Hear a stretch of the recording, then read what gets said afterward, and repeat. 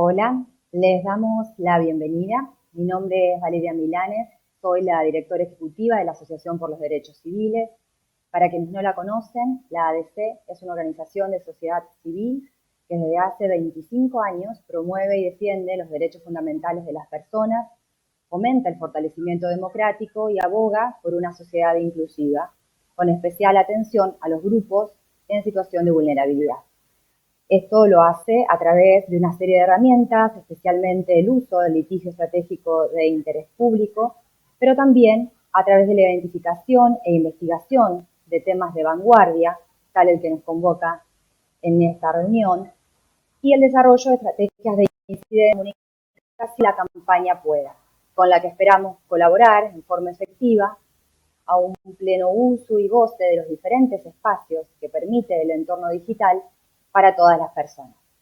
Hago un especial reconocimiento y agradecimiento a todo el equipo que ha trabajado para llegar a este webinar, muy especialmente a los integrantes de la mesa colaborativa.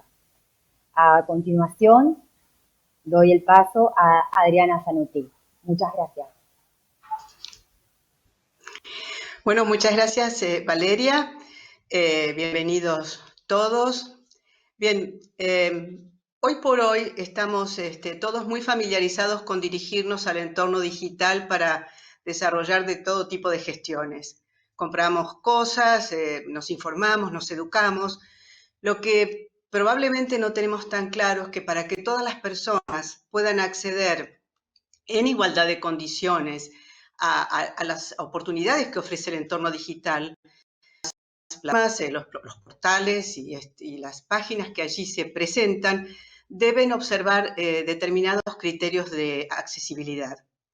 La inquietud que esto plantea llevó que ADC, junto con la Universidad Nacional de Quilmes, realizara una investigación en el año 2018 y 2019 sobre este tema en Argentina, Chile y Uruguay.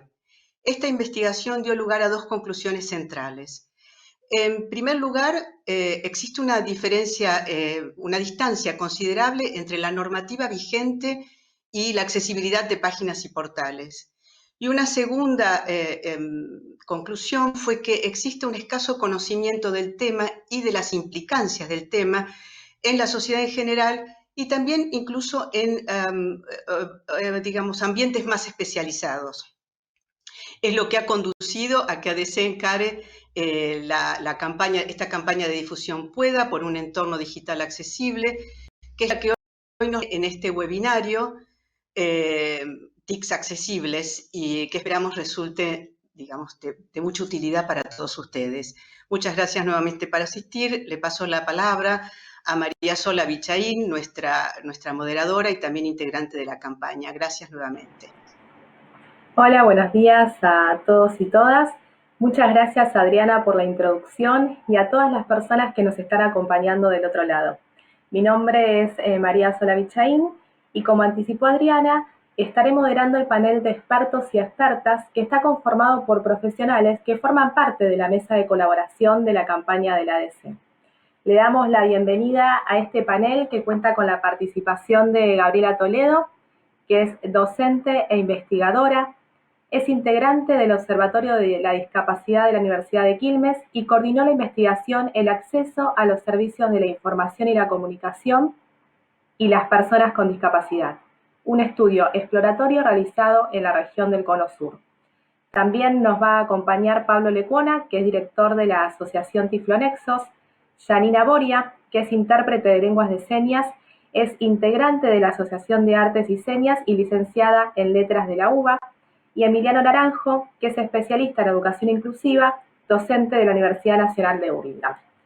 Antes de comenzar con las exposiciones, queremos compartirles un video que lanzamos hace unas semanas desde la campaña Pueda y que explica por qué la accesibilidad web es un derecho. Cuando volvamos del video, nos tomaremos unos segundos para realizar el correspondiente cambio de intérpretes de lenguas de señas. En el mundo digital también existen barreras. Con webs, aplicaciones y plataformas digitales accesibles podemos derribarlas. Para que todas las personas puedan acceder por sí mismas. La accesibilidad web es un derecho. que garantiza otros derechos fundamentales, como la participación ciudadana y el acceso a la información, a la vida independiente, a la cultura y al esparcimiento en el mundo digital. Un entorno digital accesible es calidad de vida. Pueda, por un entorno digital accesible.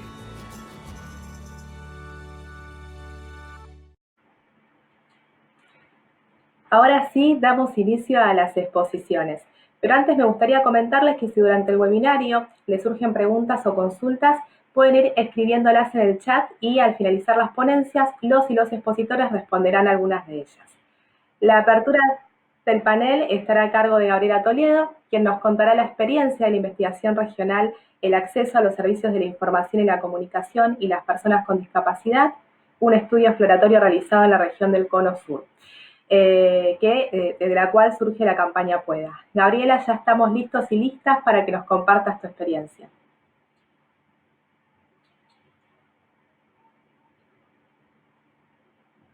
Por pasarme la palabra.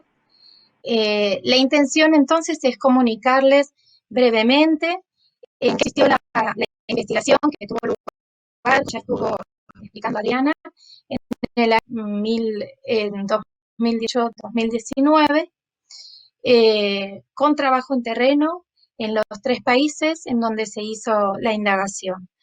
El objetivo general era realizar una ponderación acerca del grado de accesibilidad de distintos espacios digitales que fueron relevados en estos países.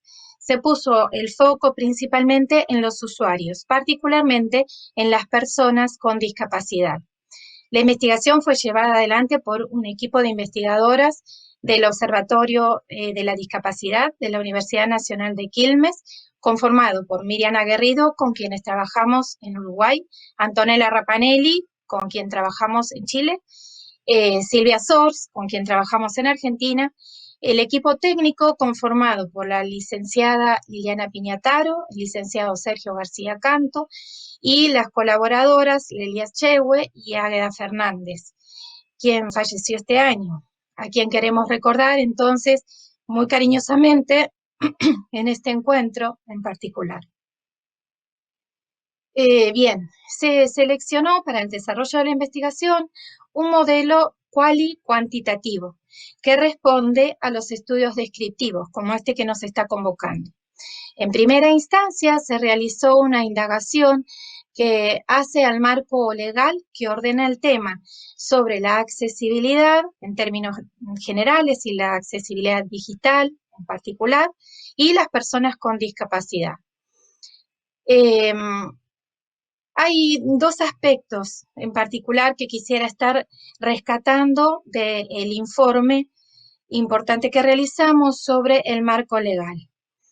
En principio, que los 3 países dentro de los cuales hicimos las indagaciones adhieren y ratifican a la Convención sobre los Derechos de las Personas con Discapacidad y su protocolo facultativo.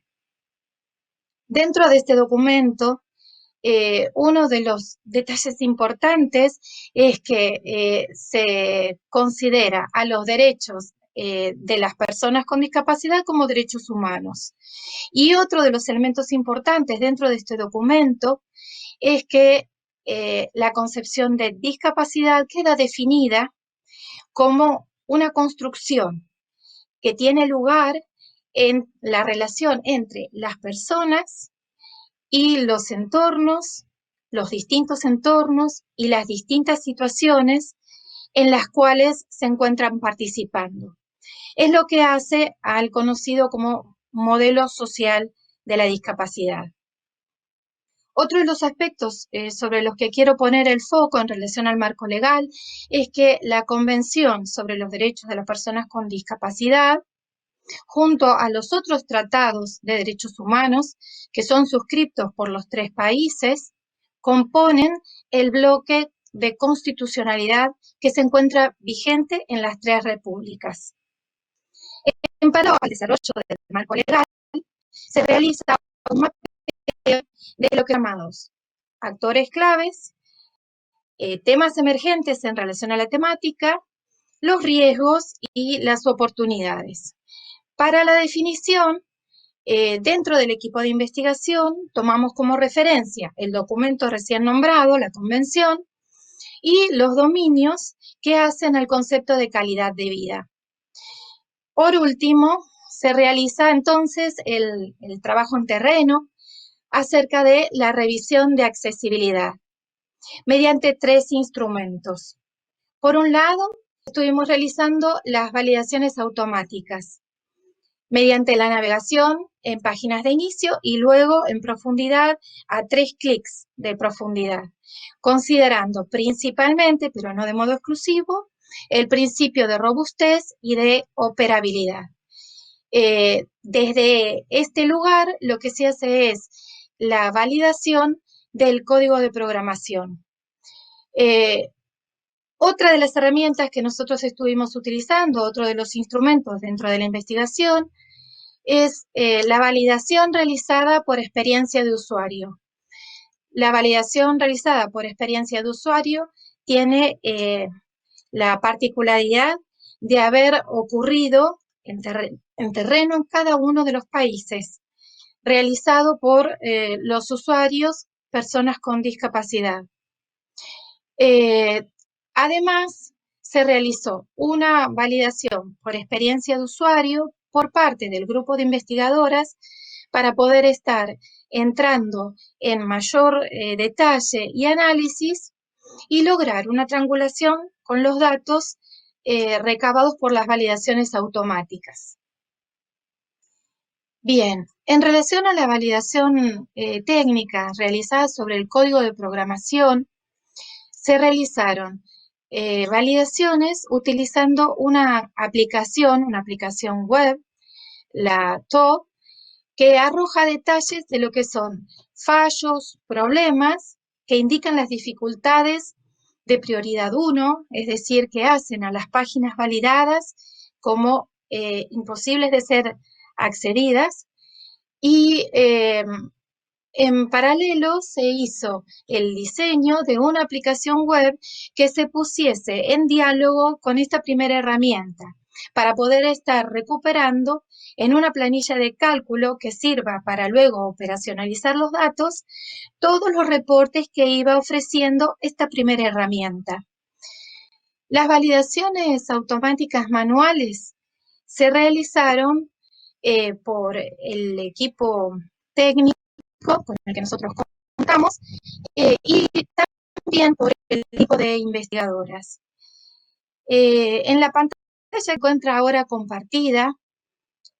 Están indicados a título de ejemplo los distintos números que pudimos estar obteniendo a partir de las validaciones automáticas que se realizaron en 3 instancias, siguiendo la recuperación de las páginas que iban siendo validadas en principio por las decisiones del equipo de investigación, luego por las decisiones tomadas por los usuarios en los 3 países y por último las validaciones en profundidad en función de ir seleccionando distintos caminos para elegir esta profundidad tipo 3.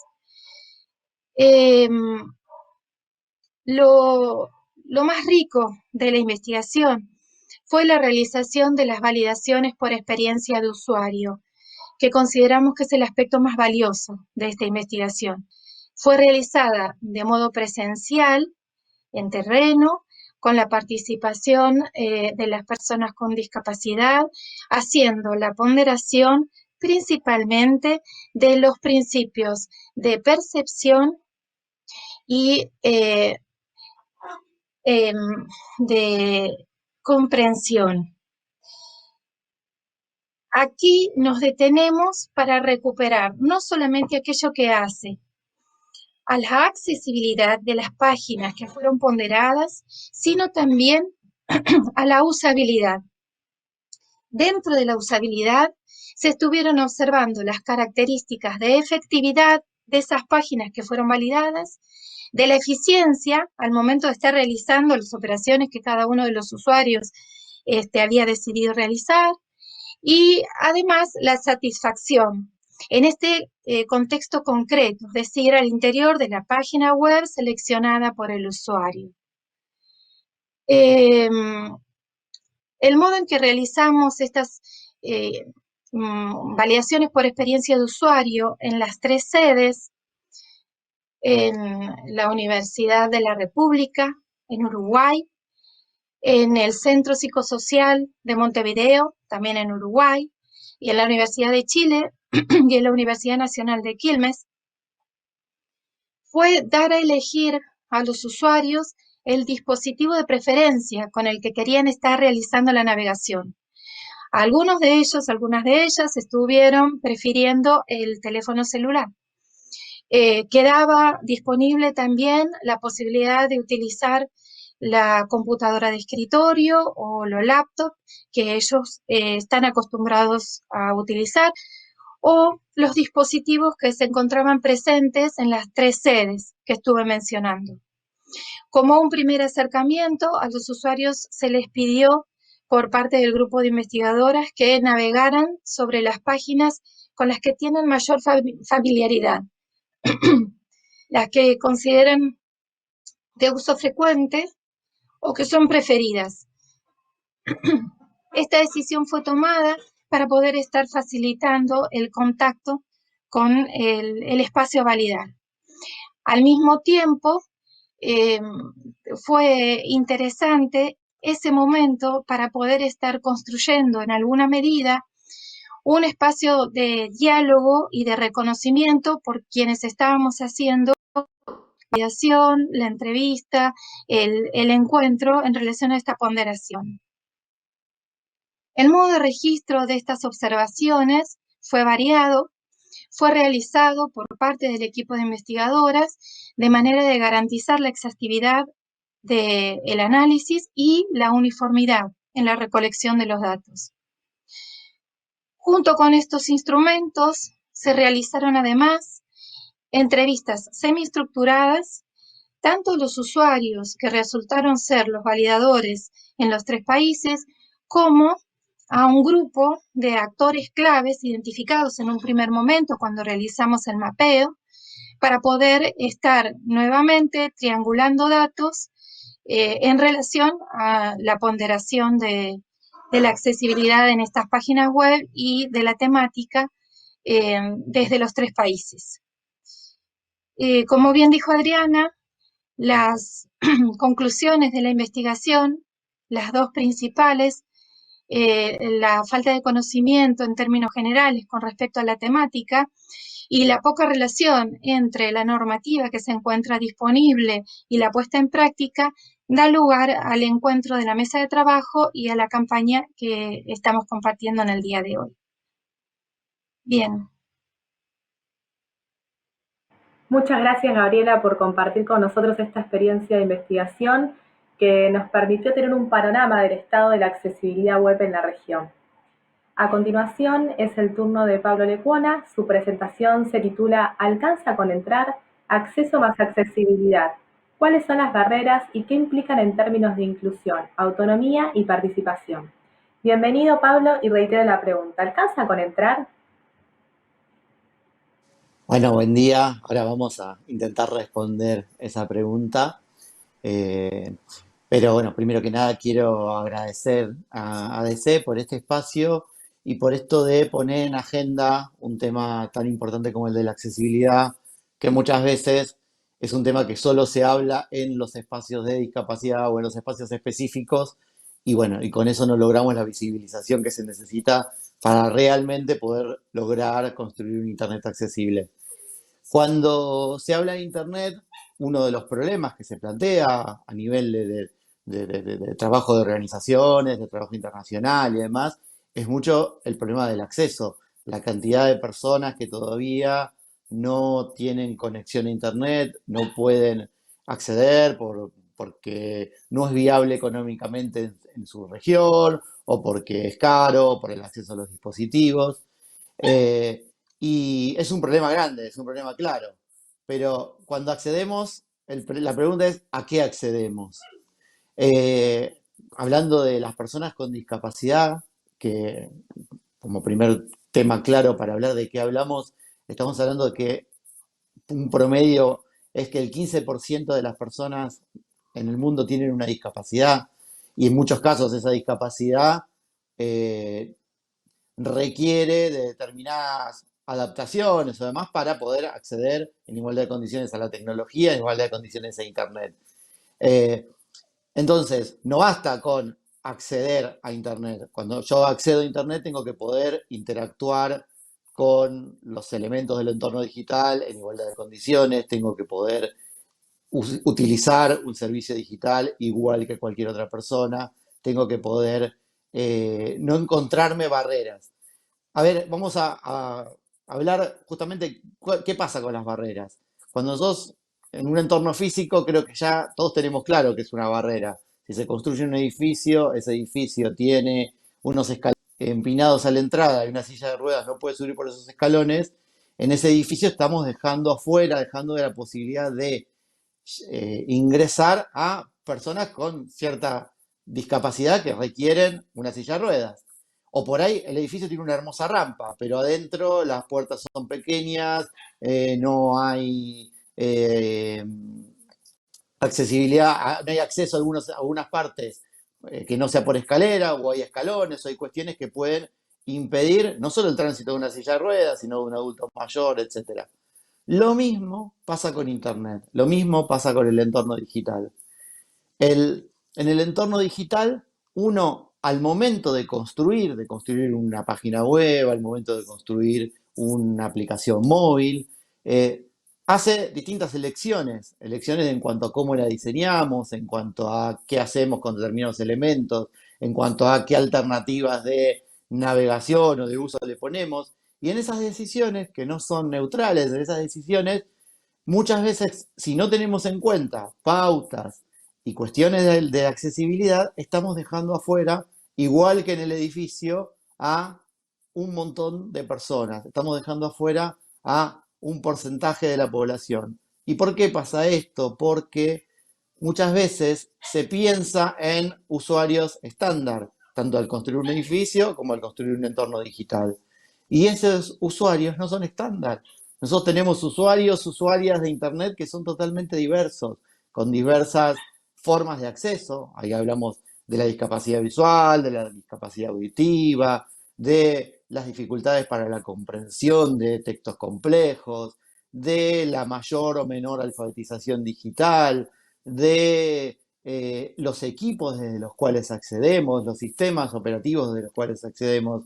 Entonces, al momento de diseñar cualquier producto digital, nosotros hablamos de accesibilidad en el entorno digital porque no hablamos nada más de una web, hablamos de herramientas digitales como aplicaciones móviles que hoy se usan para un montón de cosas, o páginas web, o servicios específicos que se basan en lo digital. ¿Y por qué no se hacen esos entornos accesibles? Porque hacer un entorno accesible es mucho más fácil porque llegamos a más público, porque incluso es más fácil pensar desde la base en hacer algo accesible que después tener que hacer un parche, que después tener que modificarlo. Si nosotros hicimos un edificio y no le pusimos la rampa, después tenemos que hacer todo un trabajo para incluir esa rampa o tenemos que abrir una puerta nueva para que entre la gente. Lo mismo pasa en el entorno digital. Si nosotros desde la base pensamos en la accesibilidad, pensamos en los usuarios diversos, podemos hacer entornos que sean para todos y todas. ¿Y por qué no se hacen? Principalmente por invisibilización de esta diversidad y por desconocimiento, claramente. Esa invisibilización genera un desconocimiento. Mientras mi perra atrás opina porque ya está harta de oír hablar de accesibilidad, pero bueno, ella aporta lo suyo también. Los perros también tienen derecho a acceder a la web, dice. Bueno, entonces, esa invisibilidad es uno de los grandes problemas que hacen que no se tenga en cuenta la accesibilidad al momento de diseñar. Porque hacer algo accesible no es más caro, no es más complejo, es simplemente tomar en cuenta esa diversidad y diseñar teniendo en cuenta eso. ¿Qué nos aporta en este caso a las personas con discapacidad, y especialmente a las personas con discapacidad visual? Puedo hablar yo, pero en general, un entorno digital accesible nos aporta autonomía, nos aporta poder acceder de forma autónoma, independiente, a cuestiones que de otra manera no podíamos acceder. Cuando se habla de brecha digital, se habla de las ventajas que a cualquier persona le brinda acceder a la tecnología. En el caso de las personas con discapacidad, hablamos de abismo digital prácticamente, porque la diferencia entre poder acceder a un entorno digital que sea accesible, poder, a ver, poner ejemplos, leer un diario, hacer un trámite, operar bancariamente, comprar en un supermercado, son operaciones que si no las hacemos por internet, muchas veces se depende de otro porque no se puede acceder a toda la información o porque uno no puede ir en el supermercado tocando todas las góndolas, viendo qué hay, y sí lo puede hacer si una web para comprar es accesible. Entonces, básicamente implica autonomía e implica garantizar otros derechos fundamentales. El derecho a la educación, el derecho al trabajo, el poder, hoy cada vez más trabajos se realizan a partir de herramientas digitales. El poder acceder y el poder que estas herramientas sean accesibles es lo que nos da la posibilidad de trabajar en igualdad de condiciones. Ya va a hablar Emiliano del tema del estudio, que es un gran problema. Aquí en Argentina, cuando se inició la pandemia y hubo que empezar a estudiar desde las casas, lamentablemente en los sistemas que se plantearon para que los chicos sigan estudiando desde la casa, las plataformas, los materiales, no se pensó en la accesibilidad. Y eso a la discapacidad suma un problema más grande. Algunos otros ejemplos de problemas de accesibilidad y lo que implican. En España se desarrolló una aplicación móvil, igual que acá en Argentina, para monitorear el tema del COVID-19. Una cosa totalmente importante, fundamental, poder tener acceso a la información y poder estar monitoreado y poder, digamos, de esa manera tener mayor cuidado. Esa aplicación no se hizo accesible. A esa aplicación las personas con discapacidad visual no podían acceder. Y al no poder acceder se está vulnerando un derecho, el derecho de igualdad de condiciones, de acceso a la salud. Y no es algo neutral. Y no se lo hizo accesible porque quienes desarrollaron no pensaron en la accesibilidad, no incluyeron, no pensaron en la diversidad, no visibilizaron a esta población que necesita que las herramientas sean accesibles. O problemas acá en Argentina, muchos bancos, cuando al principio del aislamiento se nos pedía opere por internet, no salga a la calle, una persona con discapacidad tiene más riesgo al salir a la calle porque tiene sí o sí que interactuar con la gente, sí o sí que tocar ciertas cuestiones.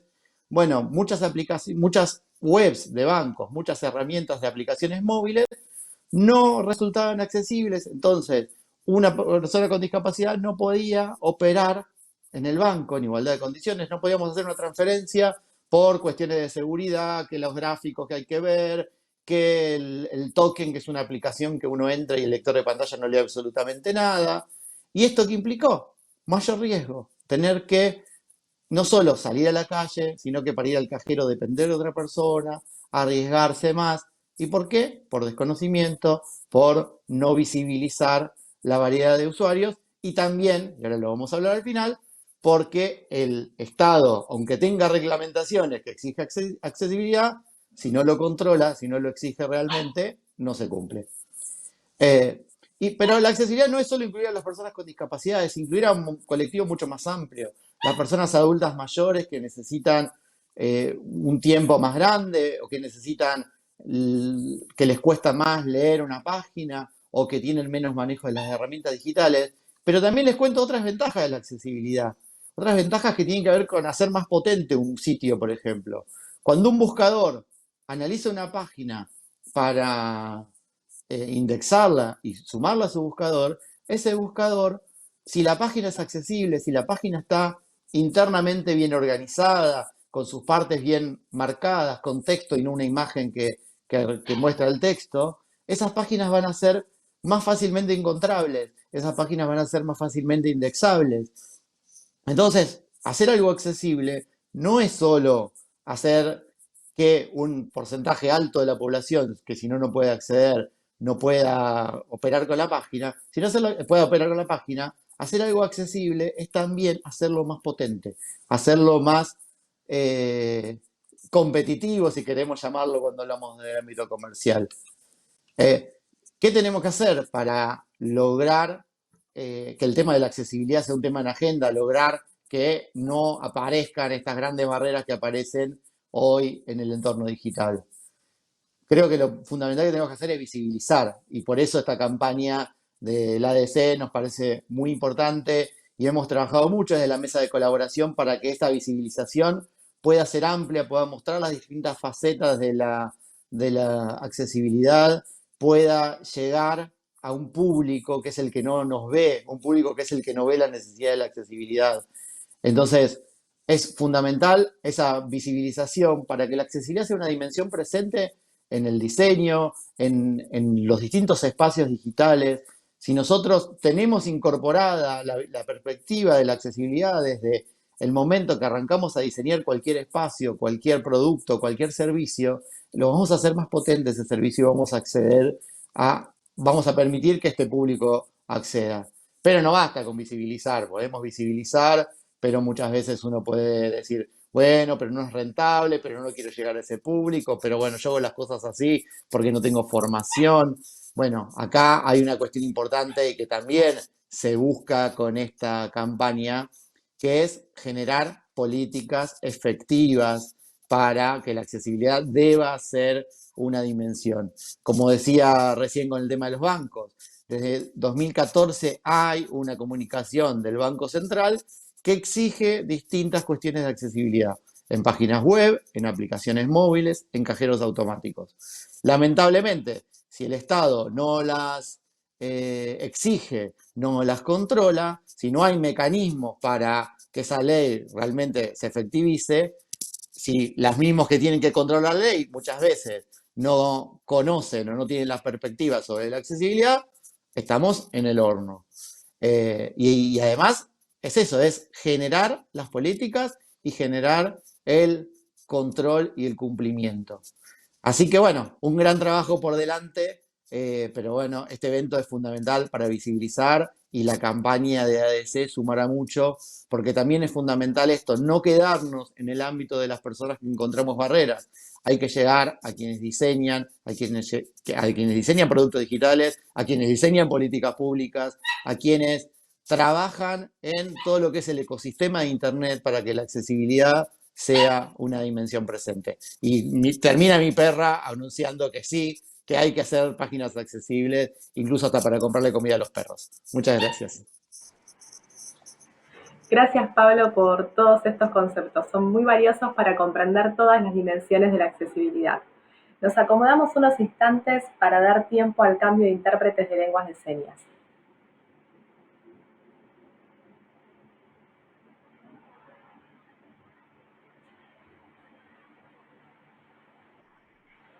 Y ahora sí recibimos a Janina Boria, que nos contará cómo lograr videos accesibles y a la vez competitivos.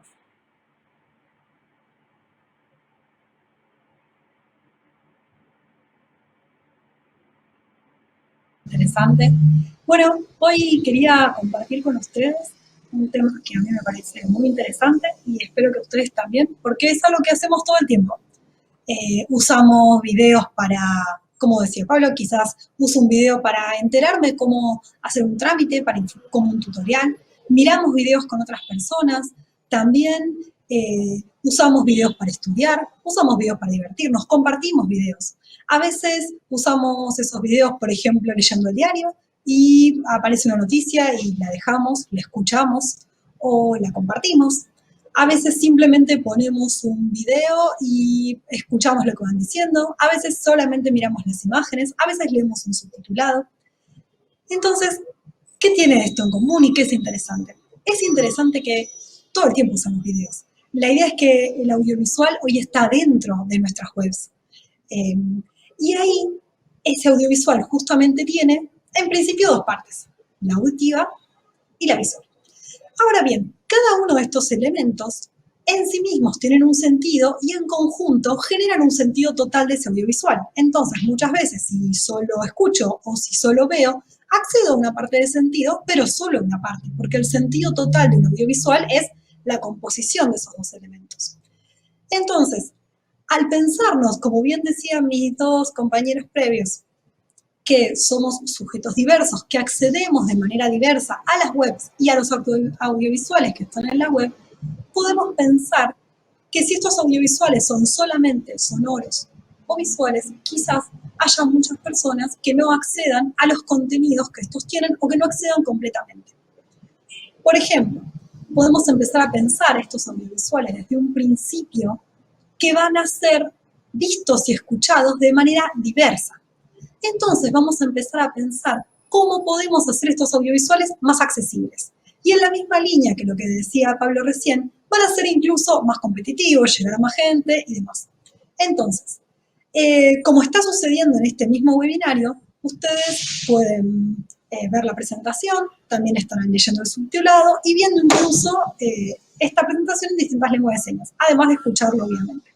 Entonces, vamos a empezar a pensar que el audiovisual puede estar compuesto por otros elementos también, sonoros y visuales, que acompañan, que suman al audiovisual en su totalidad y obviamente colaboran con la accesibilidad. Estos son el subtitulado, la audiodescripción, la lengua de señas y podríamos decir el lenguaje clave para la lectura fácil.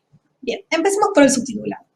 Cuando pensamos en subtitulado, en general se nos viene la idea de una película hablada en una lengua que no es la propia, por ejemplo el inglés, que está subtitulado a nuestra lengua, el español.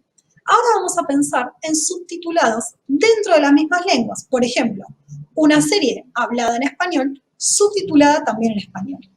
Ahora bien, ¿por qué lo llamamos subtitulado para sordos o quizás comúnmente closed caption? Porque este subtitulado contiene además información sonora relevante para la comprensión total del audiovisual. Por ejemplo, ahora estamos viendo una imagen en la que hay 3 personas, hay una mujer, un varón, una mujer sentados en una silla como esas las de plaza. Están en un lugar como si fuera al aire libre. Bien, y lo interesante es que en el subtitulado ustedes pueden ver un texto, que en este caso está en inglés, y antes del subtitulado una gorrita. El varón que está en el medio, sentado, tiene una gorrita. Entonces, la gorrita como icono en el subtitulado nos indica quién habla. ¿Por qué? Muchas veces, depende de las tomas, las cámaras, el encuadre y demás del audiovisual, no necesariamente vemos la cara de quien está hablando. Por ende, si yo leo el subtitulado, muchas veces no sé a qué personaje corresponde. En este caso, esto que estamos viendo es algo muy interesante que se llama subtitulado creativo, que va buscando distintas maneras de incorporar la información lingüística y también la información sonora relevante a una información gráfica que se adhiere al audiovisual. En este caso, el subtitulado. Bien, ahora, hoy en las series, por ejemplo, o en las películas, no solamente tenemos el subtitulado para traducir entre una lengua y la otra. Por ejemplo, vamos a compartir con ustedes 2 ejemplos que a mí me parecen muy interesantes, en donde podemos ver cómo el elemento gráfico, lingüístico, está incorporado al audiovisual. No es un subtitulado que lo pongo después en un lugar que me come, que me tapa el audiovisual. Por ejemplo, ahora estamos viendo una imagen de una película que se llama John Wick, que si la vieron está la 1, la 2, la 3, no voy a hacer spoiler, pero en pantalla vemos unas palabras en inglés.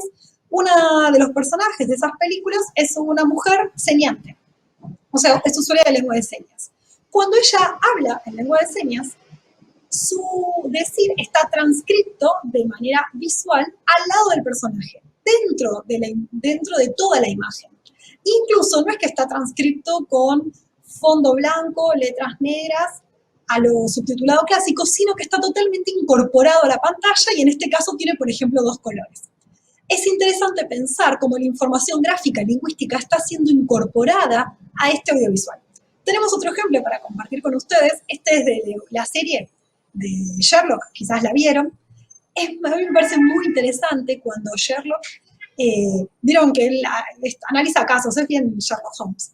Cuando él analiza casos y va tratando de descubrir algo y mira a las personas o mira una escena, hay mucha información visual que él va relevando de las personas. Y esa información, lo que él piensa, nosotros lo vemos gráficamente.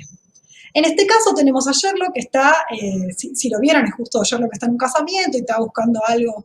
Hay una persona, no quiero spoilear mucho, pero hay una persona que es posible que haga algo y él está mirando a todas las personas que están sentadas. Sobre cada persona, en este caso el ejemplo está en inglés, hay palabras con un signo de pregunta viendo cuál de esos personajes podría ser el personaje sospechoso.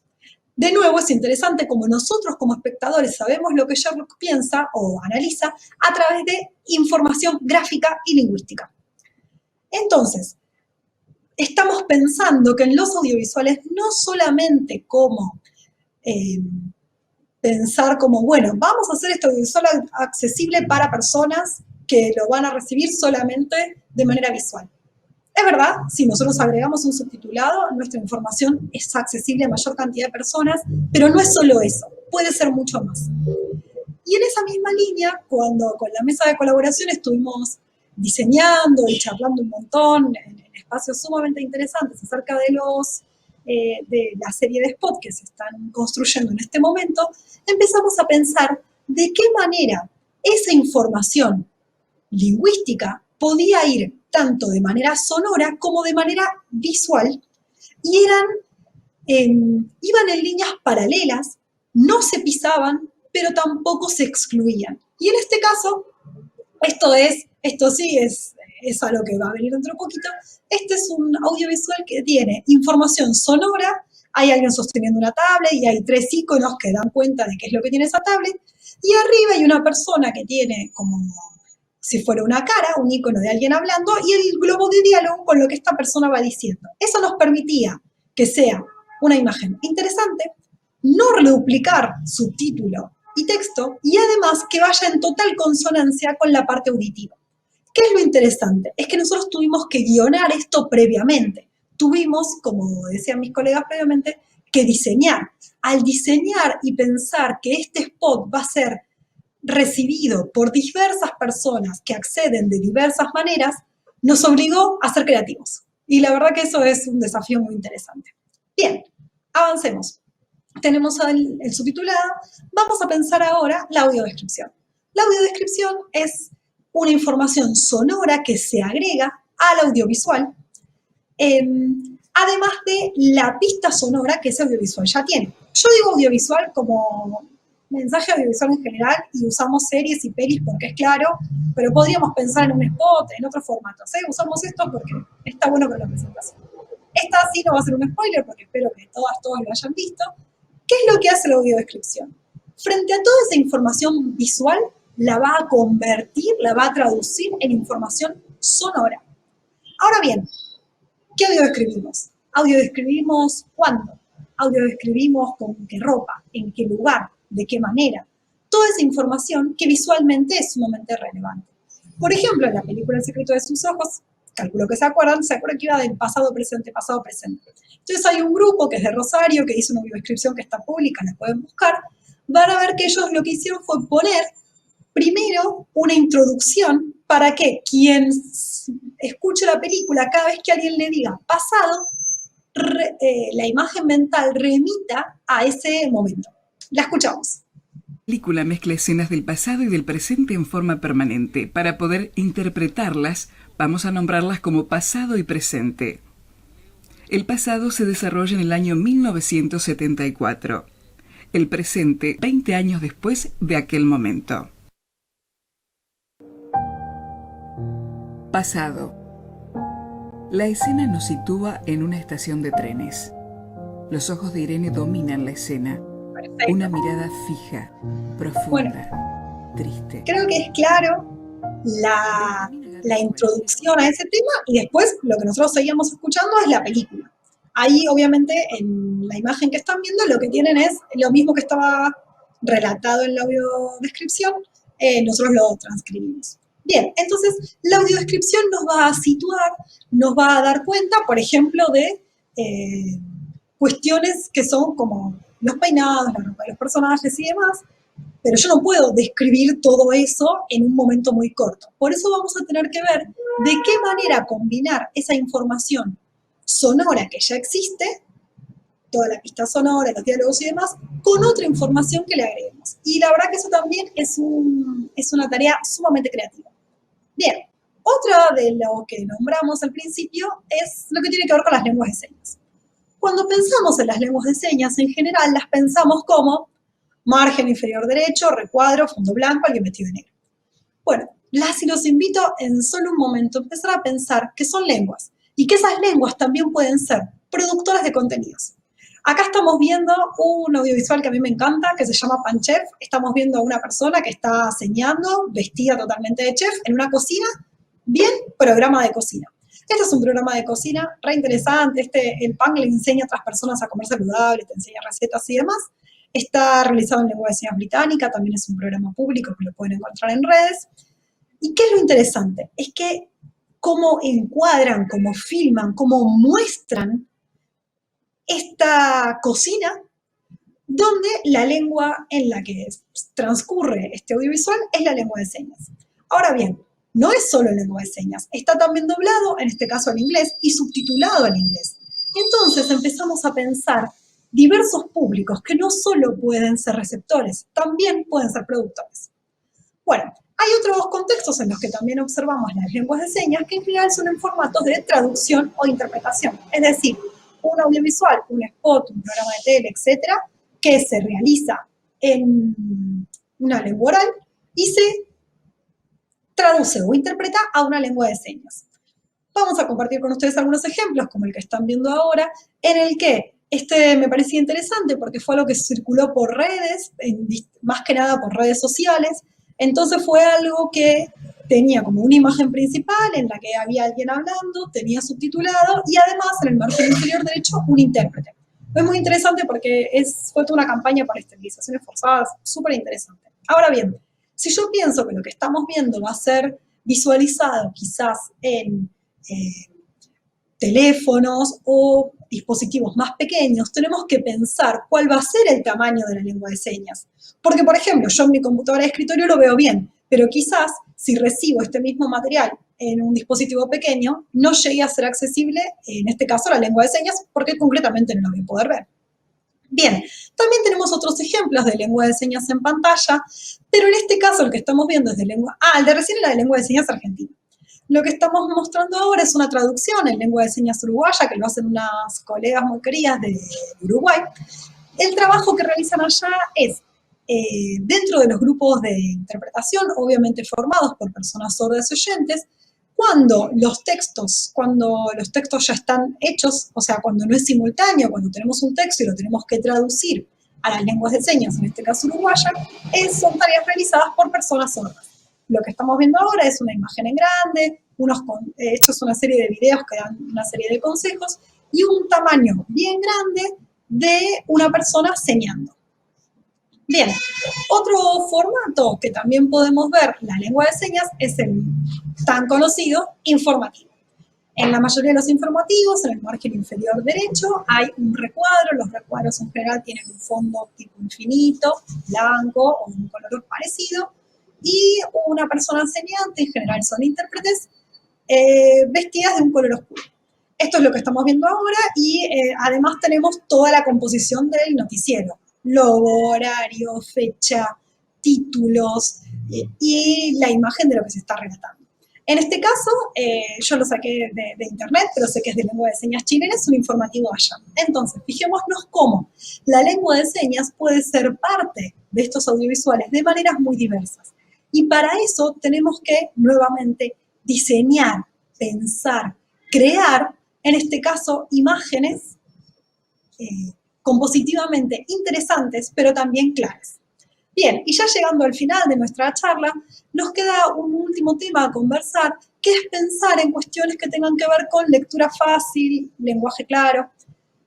Por decirlo de una manera muy general, el lenguaje claro es una forma de expresarse de manera justamente clara, sencilla, precisa, tratando de que a través de la lengua podamos comprendernos sin tecnicismos y sin muchos recovecos. Lo que estamos viendo en pantalla son unos cuentos en lectura fácil. Y los invito a verlos porque es muy interesante ver el proceso de traducción y versión desde textos originales hacia textos en lectura fácil. Esto lo pueden encontrar. La pregunta que nos quedamos para el área profesional es cómo podemos incorporar este campo de la lectura fácil, del lenguaje claro, a los audiovisuales. Esa es una pregunta que hoy nos estamos haciendo. Y bueno, finalmente, para cerrar, como habrán visto, cada uno de estos audiovisuales puede enriquecerse. Y para enriquecerse no alcanza solamente con ponemos un intérprete en un cuadradito o que alguien se ponga a transcribir y ya está. Cada una de estas áreas son áreas profesionales novedosas de saber que implican el trabajo interdisciplinar como lo estamos haciendo en este mismo webinario. Desde ese lugar, las y los invito a pensar sus propias profesiones desde la perspectiva de la accesibilidad y además a trabajar con otros colegas para crear entornos y videos y audiovisuales más accesibles. Muchas gracias. Muchas gracias, Yanina, por estos consejos a la hora de comunicar en un soporte tan actual como lo es el audiovisual. El próximo y último expositor es Emiliano Naranjo, que se preguntará ¿cómo garantizamos educación digital para todos y todas? Hola, muy buenos días a todos y todas, y a todos y todas que no se sienten representados y representadas por la expresión todos y todas. Antes que nada, quiero agradecer a la ADC por convocarme a esta pequeña conversación y a los compañeros y compañeras que me antecedieron en el hablar, por ofrecerme datos, información, palabras que me permiten y ojalá me permitan pensar acerca de garantizar la accesibilidad web en términos educativos, por lo cual voy a iniciar esta conversación primero contándoles que voy a hablar en clave de educación y no voy a poder escapar un poco a ese oficio de educador que tengo, al igual que muchos de ustedes seguramente, y para ello iniciar la conversación pensando en tres aspectos fundamentales. El primero, como bien se dijo al inicio de estas exposiciones, es tratar de definir qué entendemos por educación inclusiva y cómo de alguna forma la educación inclusiva nos compromete a todos y todas. Al principio Gabriela lo expresó muy bien, que dentro de la Convención sobre los Derechos de las Personas con Discapacidad, que tiene el rango facultativo aquí en la Argentina, existe la expresión del derecho a la educación inclusiva en el artículo 24, la misma está dentro de la investigación que también hizo ADC, y entonces me parece importante, en primer lugar, en términos pedagógicos, tratar de definir desde la pedagogía de la educación qué es lo que se entiende por educación inclusiva. La educación inclusiva, desde la filosofía de la educación, tiene al menos para mí dos características fundamentales. La primera es que cada persona que viene al mundo puede escribir su única propia e irrepetible biografía, porque somos personas únicas e irrepetibles y cuando no estamos más aquí, algo de lo único e irrepetible se va con nosotros. Y la segunda es que todas las personas que ya estamos en el mundo, de alguna forma, ayudemos, permitamos, participemos, para que todos los que llegan puedan escribir sus propias, únicas e irrepetibles biografías. Y aquí hay un rol fundamental de los educadores, por el hecho mismo de que muy posiblemente las primeras personas que nos enseñan a escribir, a participar del mundo, ya sea digital o no, son los educadores. Y en esta conversación les voy a pedir, que me permitan hacer una especie de equiparación de educadores con programadores. Sé que en su totalidad puede no ser así, pero cuando hable de educadores, piensen también en programadores, porque, como decía mi amigo Juan Carlos Tedesco, exministro de Educación de la Nación, y como se ha dicho en alguna forma antes que yo iniciara esta conversación, la educación tiene un rol fundamental, que es que anticipa el futuro, es decir, que nos permite saber o imaginar un poco el futuro que vendrá.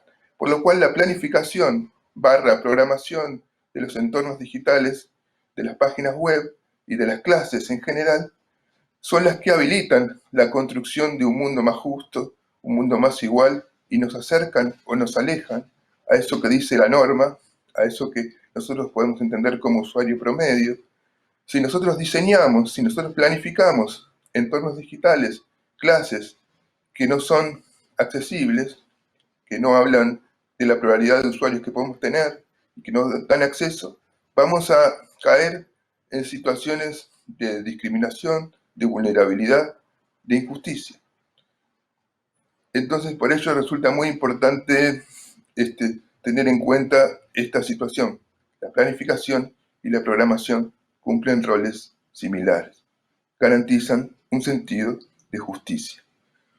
Dicho esto, me gustaría que conversásemos acerca de algunos problemas que evidenció la pandemia en términos de plataformas educativas para estudiantes con y sin discapacidad y los sentidos que podemos encontrar a esto vinculados a políticas públicas.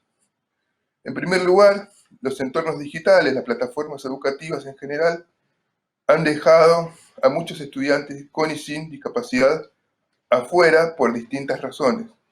Para el caso de estudiantes con discapacidad, tenemos que tener en cuenta una consideración fundamental, que es que muchas veces plataformas como Moodle o Canvas no resultan accesibles, y no solo eso, sino que un ajuste particular es la propuesta que hace cada uno de los educadores y educadoras, es decir, muchas veces se suben textos a los campus que no están digitalizados, por lo cual los estudiantes ciegos en este caso no pueden acceder al material. Por otro lado, si esto tampoco se hace, los estudiantes sin discapacidad no pueden marcar los textos ni interactuar con ellos. Los tienen que leer de forma un tanto forzosa. Esto quiere decir que una estrategia fundamental para permitir el acceso en el campo educativo es la formación docente en términos de formatos accesibles para garantizar el acceso de todos y todas los estudiantes. Por otro lado, encontramos el diseño de políticas públicas, esto que hablábamos al principio, de los campus, que pueden no resultar accesibles a estudiantes con discapacidad y que nosotros debemos exigir, no solo en términos educativos, sino generales, para poder permitir que cada estudiante, que cada persona en cuestión, transite su formación. Para ello, en función de la pandemia, se han habilitado caminos particulares a estudiantes con discapacidad en este caso. Por ejemplo, hay docentes que, al entender que el campus no era accesible y tener dificultades con determinados estudiantes, han mandado mensajes, mails privados a cada estudiante con las actividades. Estos caminos segregados y paralelos hacen que muchas veces los estudiantes con discapacidad tengan tránsitos particulares. Y por supuesto esto no resulta digno, porque es algo que tenemos que poder entender, que más allá de todo, cuando hablamos de derechos, hablamos de dignidad. Y cuando algo no es accesible, cuando algo no fue pensado para ser para todos o para cualquiera, entonces acontece la situación puntual de la vulneración de la dignidad de esa persona. Es muy importante que aún en términos empresariales pensemos antes que la calidad en la dignidad de aquel producto, de aquella circunstancia que estamos acompañando. Si nosotros hacemos un producto digno, si nosotros hacemos una plataforma digna, cualquier estudiante puede y debe escribir en ese entorno su propia biografía. De lo contrario, estamos vulnerando derechos, y aquí es muy importante hacer una pequeña diferenciación, ya casi para finalizar esta pequeña conversación también, que es que lo que se constituye como derecho justamente se vincula a lo digno. Y muchas veces cuando se confunden situaciones de accesibilidad y de hacer accesible a algo, se cae en una cuestión de costos, ¿no? Es más costoso, como decía Pablo hace un ratito, ¿no? No es más costoso. En este ejemplo también que él daba un poco de los edificios, cuando para el caso argentino se diseña un edificio y luego se recuerda que había que hacer una rampa, muchas veces esa rampa que se hace al final no es digna para que la transiten las personas que deben usarla. Por lo cual es muy importante que podamos planificar un futuro para cualquiera. Porque si el mundo, ya sea digital o no, es de todos, por supuesto que el mundo digital también lo es.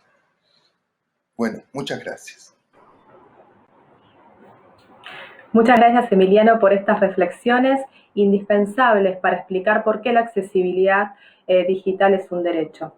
Nos tomamos unos segundos para realizar cambios de intérpretes de lenguas de señas y a continuación les acercaremos al panel las preguntas que la audiencia fue escribiendo a través del chat.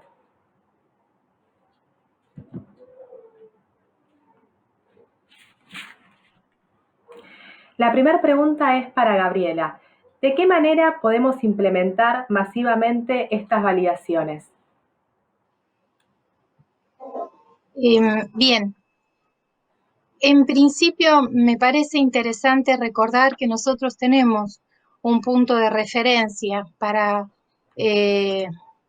acceder a las pautas que hacen a la accesibilidad y a la usabilidad dentro de la World Wide Web Consortium, la W3C, que lo que hace es presentar pautas que plantean un estándar de facto, en realidad, con respecto a lo que es accesibilidad. Entonces, el primer punto podría ser considerar ya desde el diseño la indicación de las pautas de accesibilidad que se encuentran disponibles, son de acceso libre, dentro de esta página. Recuperando las acciones dentro del espacio de la investigación, me parece interesante el comentario de los usuarios que indicaban que dentro de las páginas validadas no existía, en una gran mayoría de las páginas elegidas, la posibilidad de sumar comentarios, en donde, por ejemplo, a partir de la navegación de esa página, uno pudiese estar como usuario indicando cuáles son los aspectos que podrían mejorarse dentro de esa navegación. Mejorarse en términos de modo de presentación de la información, modo de acceso de la información. Ahí me parece que hay un aspecto clave para considerar en relación a las validaciones que pueden realizarse en lo cotidiano. Es decir, uno puede estar teniendo como dueño de esa página web un reporte de los distintos usuarios que navegan esas páginas, indicando cuáles son los aspectos que se encuentran en condiciones y cuáles son aquellos que pueden todavía mejorarse. Algunas de las páginas navegadas tenían la posibilidad de indicar el grado de satisfacción con distintos tipos de iconos, pero en rigor de verdad fueron las menos. Y hubo una gran dificultad para encontrar el espacio de los comentarios y poder hacer algún tipo de reclamo.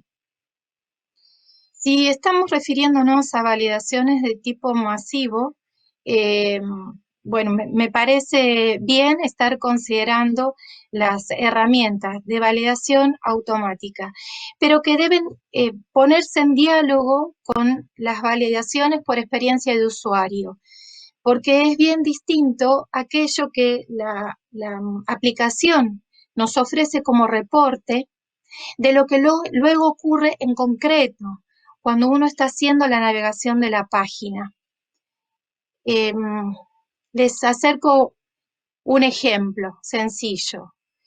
Hay 2 páginas que fueron validadas dentro de la investigación a raíz del modo de navegación que estaban teniendo los distintos usuarios al hacer las validaciones por experiencia de usuario. Una es la página de Google y otra es la página de YouTube. Google era fue uno de los lugares preferidos para iniciar cualquier tipo de búsqueda, independientemente de si el usuario o la usuaria ya sabía a dónde quería dirigirse. Lo primero que se ubicaba era la barra para escribir la palabra clave sobre lo que se quería tener información o el espacio al que se quería estar accediendo. Desde el punto de vista de una validación automática, aquí no hubo gran diferencia con respecto a los números arrojados por estas ponderaciones y la ponderación por experiencia de usuario.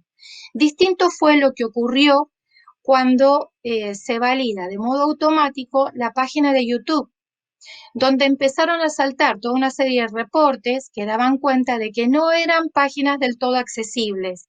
No solamente la página de inicio, sino luego las distintas validaciones en profundidad. Nosotros estuvimos trabajando con profundidad 3. Sin embargo, para los usuarios, la página de YouTube resultó ser una de las páginas ponderadas con mucha más posibilidad de interacción, porque se ofrecía en aquel momento, ¿no es cierto? Me parece interesante tener presente que yo estoy refiriéndome a los modos de trabajar, de operar por parte de los usuarios en el momento en que se realiza la investigación, y sabemos que Internet está viva, ¿no? Tiene muchas modificaciones. Entonces, en aquel momento ya existía la posibilidad de que el propio usuario, la propia usuaria, tuviese la posibilidad de elegir el modo de acceso dentro de esta página. Es por eso que estoy diciendo que deben estar poniéndose en diálogo tanto las validaciones automáticas, que son las que posibilitan una validación, si se quiere, de forma masiva, como aquellas bien ricas que tienen que ver con la validación de usuario. Y esto me gustaría relacionarlo con lo que ya estuvieron compartiendo los compañeros en términos de política pública de accesibilidad, porque si nosotros tenemos los modos de llevar adelante con el ojo atento a aquellas cuestiones que hacen a la accesibilidad, bueno, vamos 3 pasos adelante con respecto al tema de las validaciones. Parte de la investigación da cuenta de que es necesario tener presente y en acción espacios que estén monitoreando los distintos grados de accesibilidad en términos generales, de las páginas en términos generales. Dirás. Muchas gracias, Gabriela, por tu respuesta. La siguiente pregunta es para Pablo Lecuona y la hizo Felicitas Rossi. Para conocer buenas prácticas, ¿qué páginas web accesibles recomienda? Bueno, estaba pensando qué se podía recomendar y la verdad que eh, por suerte hay mucho accesible, pero también hay mucho que le falta un poquito siempre, porque la accesibilidad no es también que una página es totalmente inaccesible, sino que hay determinadas acciones o determinados problemas que nos encontramos que muchas veces significan barreras. Bueno, como decía recién Gabriela, justamente yo desde el usuario y desde las distintas alternativas de uso que son importantes, YouTube tiene, Google en general, tiene un bastante buen desarrollo en accesibilidad. No solo por ejemplo, no sé, tener siempre los botones rotulados para que se identifique qué es cada botón, o tener las imágenes con texto alternativo que dice que son las imágenes, sino también por dar distintas alternativas, por ejemplo, navegaciones con teclado. Cuando, si ustedes ven las teclas de digamos, reproducir, pasar al siguiente video, mutear el video, tienen todas teclas rápidas y eso facilita el uso para mucha gente más allá del botón. O sea, una alternativa al mouse es una parte de la accesibilidad. Entonces, Google en general tiene trabajo, y sobre todo porque visibiliza la accesibilidad. Más allá de web, porque hablamos justamente de entornos digitales en general, quien ha tenido un fuerte trabajo en accesibilidad tanto en cuanto a aplicaciones como en cuanto al sistema en sí mismo, y no por casualidad, es Apple. Digo, no por casualidad, sino porque hay una norma en Estados Unidos que hace que el Estado no pueda comprar tecnología que no sea accesible. ¿Y eso qué hizo? Que una empresa invirtiera en hacer las cosas accesibles y que la accesibilidad esté desde la base. Entonces, yo no sé si recomendar páginas porque así a la cabeza no se me viene una que te diga es perfectamente accesible, pero Google tiene bastantes cosas. Bueno, nuestra página de Tiflo la hacemos también pensando todo el tiempo en la accesibilidad. También es importante pensar en los distintos grados de accesibilidad, como por ejemplo, bueno, hablaba Janine antes. Puede ser que la página sea accesible, pero cuando tenemos un video, bueno, por ejemplo, ahí vamos de vuelta a Google. Google tiene la opción de subtítulos, tiene incluso la opción de subtítulos automáticos de YouTube. Entonces, se trata de incluir a todos los públicos. El público que por ahí es más difícil encontrar accesibilidad son las personas hablantes de lengua de señas. Es más compleja esa adaptación, pero bueno, hay que tender a que eso se haga, a que se incluyan incluso iconos, imágenes claras para las personas con problemas cognitivos. Si quieres, sí, te puedo responder muchas páginas que no son accesibles. Y ojo con esto, me parece interesante lo que decía Gabriela, cuando hablamos de validar la accesibilidad, hay dos instancias. Una son los validadores automáticos, que hay que ver hasta qué profundidad hacemos la validación. Por ejemplo, un ejemplo de esto es, hay un sistema, que es el que usa el Estado para toda la gestión de expedientes, el GDE. El GDE, si se testea en un primer nivel, es accesible porque la página de acceso es accesible, maravilloso, es accesible, todos los empleados del Estado que usan lector de pantalla pueden acceder a eso. Y es mentira. Una vez que entras, una vez que empezás a operar ya en un siguiente nivel, es una página completamente inusable. Y fíjense lo que es, completamente inaccesible para personas con lector de pantalla, una página en la que muchos trabajadores y trabajadoras del Estado tienen que acceder para realizar distintas gestiones. Entonces, ahí es grave la accesibilidad.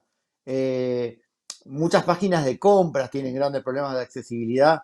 Es frustrante, por ejemplo, realizar una compra en un supermercado, por ejemplo, vamos a hablar de Coto Digital, hacer la compra y cuando llega el momento del pago están todas las tarjetas de crédito y las tarjetas de crédito dicen botón, gráfico, botón, gráfico, botón, gráfico, botón, gráfico, botón. Adivina vos cuál es la tarjeta Visa, cuál es la Master, cuál es. Y muchas veces eso implica tener que hacer ensayo y error o en un usuario no muy experimentado no poder entrar. Hace un tiempo nosotros hicimos desde Tiflonexos un testeo y un acompañamiento para mejorar la accesibilidad, por ejemplo, de un sistema como el de Pago Mis Cuentas. Uno de los grandes problemas que había Pago Mis Cuentas es que uno seleccionaba un servicio a pagar y había 3 botones, que era buenísimo porque eso nosotros estábamos testeando en vivo con la gente que trabajaba en la empresa y eso es fundamental porque sirve para que visibilicen la realidad de los problemas de accesibilidad. Y yo tenía, por ejemplo, iba a apagar la luz y tenía 3 botones, botón, botón y botón. No tenían texto alternativo, no tenían etiquetas, esos botones no podíamos saber lo que eran.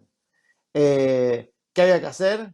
Tatetí, dopingüe, lo que quieran hacer. Y los botones eran uno pagar, otro adherirlo al débito automático y otro cancelar. Así que podía salir cualquier cosa.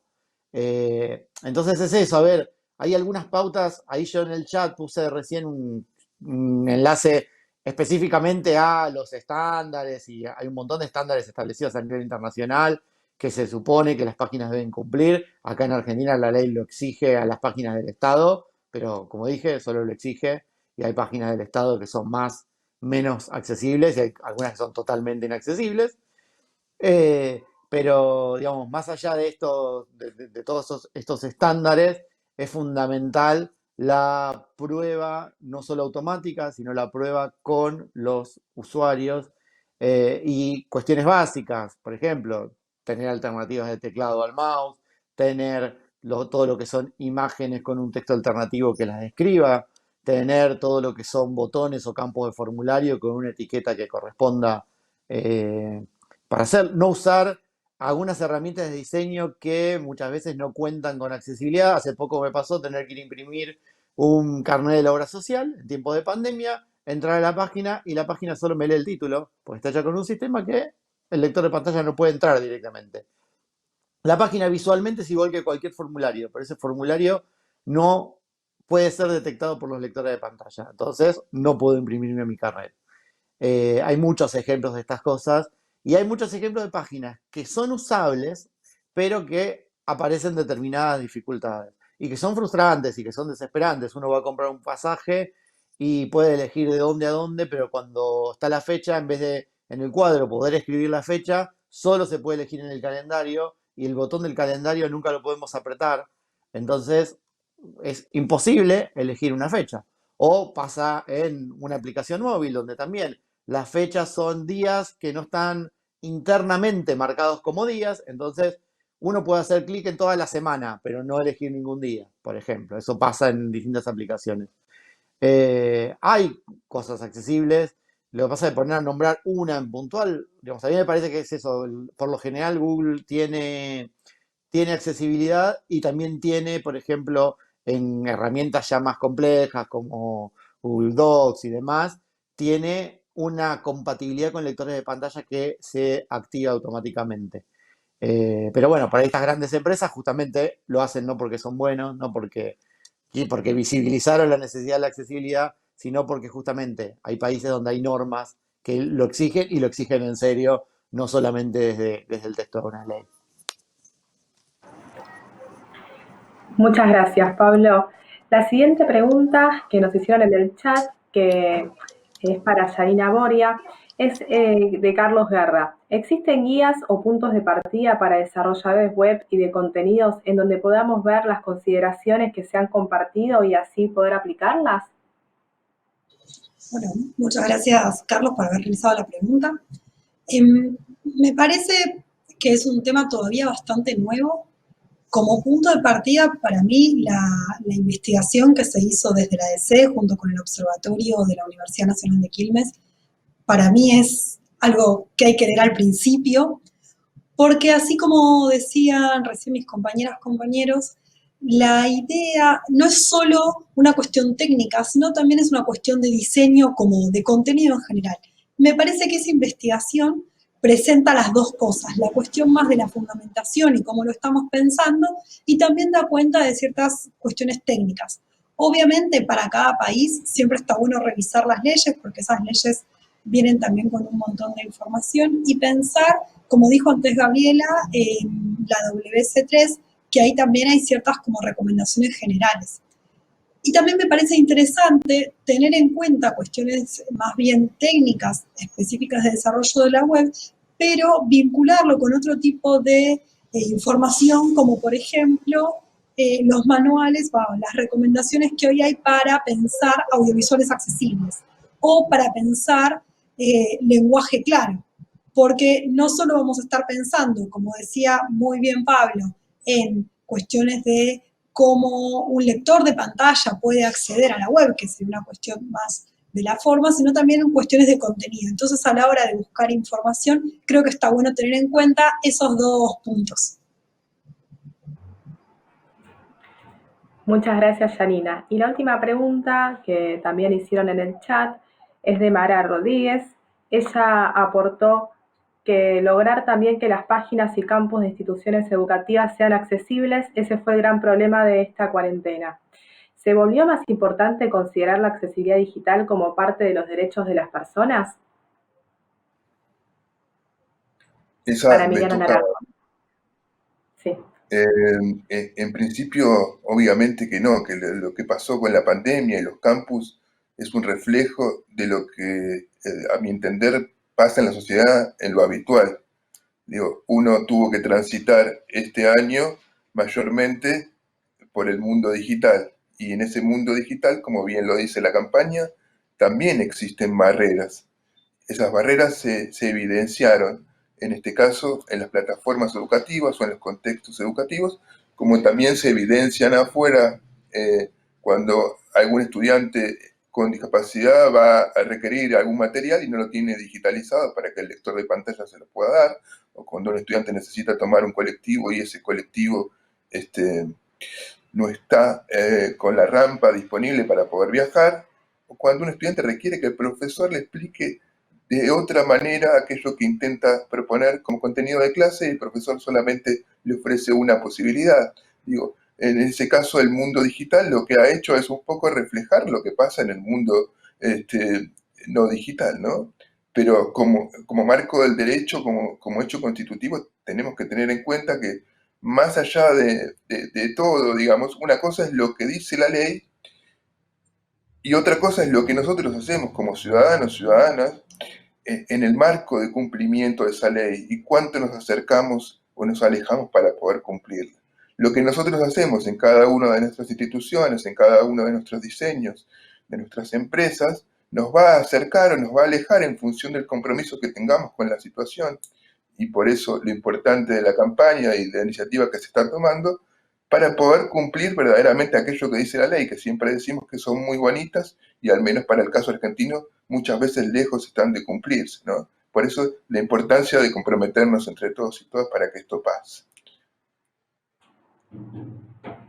Muchas gracias a todos y a todas por las respuestas a todas las preguntas que nos llegaron al chat. Vamos a dar unos instantes para el último cambio de intérpretes de lenguas de señas.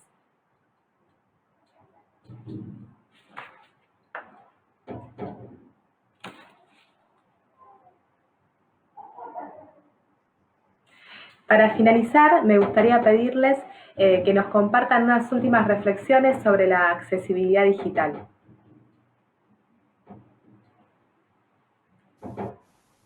Bien, tomo la palabra, María Sol. Ok. En principio, lo que quería hacer es agradecer por el tiempo compartido, por el trabajo compartido a lo largo de los distintos encuentros y el disfrute de los productos que estamos ahora presentando en relación a accesibilidad. La investigación que realizamos en lo personal terminaba con la frase por parte de los distintos usuarios recorriendo los 3 países, ojalá esto no quede en lo anecdótico. Entonces, lo que me parece importante para compartir en el día de hoy es que fue el inicio, el puntapié inicial de un trabajo al que debemos comprometernos, darle continuidad en las distintas aristas que conforman esto, concretar la accesibilidad. Gracias.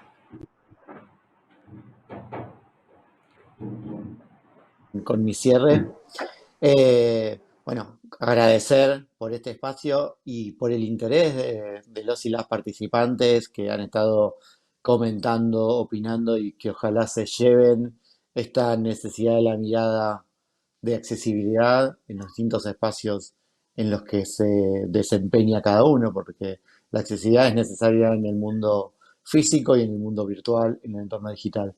Y para lograr que la accesibilidad sea una dimensión presente, son muy necesarios estos espacios, estas campañas como la que está impulsando DC y donde podemos mostrar cómo realmente se pueden hacer cosas accesibles, incluso para difundir la accesibilidad. Y yo creo que la clave para seguir trabajando y para lograr los resultados se puede pensar en 3 palabras: articulaciones entre todos los actores, visibilización del problema y incidencia, porque no basta con unirnos, no basta con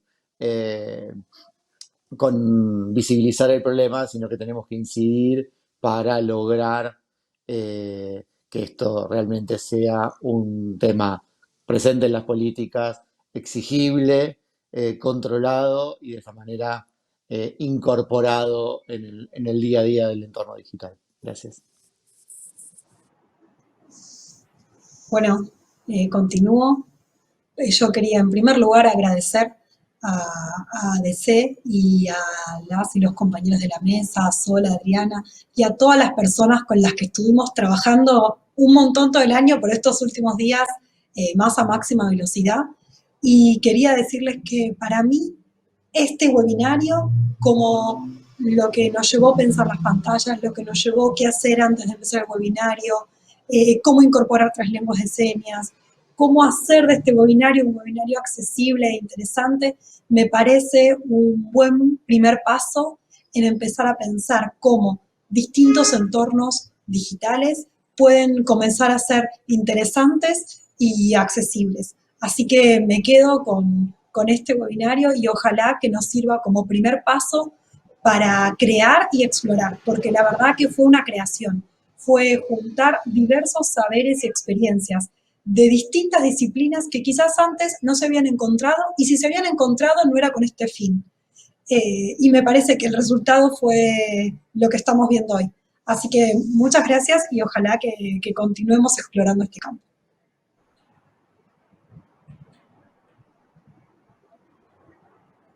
Bueno, me toca establecer unas palabras de cierre. Más allá de lo que ya dijeron mis compañeros, es bastante difícil, por supuesto, sumarme a los agradecimientos, y creo que este webinario en general y todo lo que fuimos produciendo ha dejado huella en el trabajo en equipo, que es tan importante en estos tiempos, ¿no? Cooperar y trabajar juntos es algo que siempre se dice, pero que también resulta complejo. Y en este caso, para mí, lo importante de este webinario, además de todo lo que ya se dijo, es la posibilidad de trabajar juntos y demostrar que cuando uno trabaja en equipo, cuando uno produce en conjunto, lo que sale, lo que produce, es verdaderamente importante, inquietante, o al menos lo puede relacionar con algo que se conoce como política del concernimiento. Si algo que me gustase que quedara del webinario, además de toda la información que fuimos ofreciendo, es la importancia de lo que le pasa al otro me concierne, como ciudadano, como persona, como humano, y me parece que en términos de políticas del concernimiento, este webinario y esta campaña que estamos iniciando, que espero que involucre cada vez a más personas, da cuenta de lo que le pasa al otro me concierne. Por eso, ojalá que podamos volver a encontrarnos pronto y que podamos trabajar juntos. Una vez más, bueno, muchas gracias por acompañarnos hoy y también por acompañarnos en todo el proceso y el desarrollo de la campaña. Es fundamental poder escucharlos y escucharlas, tanto sus conocimientos como reflexiones. Para dar cierre al evento, invitamos a Adriana Zanutic, coordinadora general de la campaña y también de la investigación, y a Valeria Milanés, directora ejecutiva de la ADC, para que nos compartan unas palabras. Bien, voy yo. Bueno, ante todo, bueno, estamos llegando al final de nuestro webinario. Me toca a mí, y en nombre de ADC, agradecer también a los expositores, no solamente por la altísima calidad de los contenidos de las exposiciones, sino también por el trabajo conjunto que se viene haciendo en el marco de la mesa de colaboración a la que ellos integran. Es decir, nada de lo que estamos produciendo habría sido posible sin la participación articulada y comprometida de parte de Gabriela, de Pablo, Janina y Emiliano.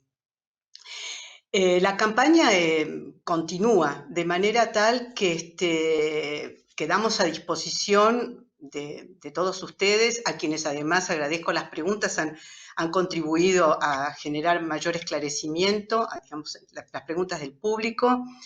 La campaña continúa y quedamos a disposición, repito, de todos ustedes para futuras preguntas.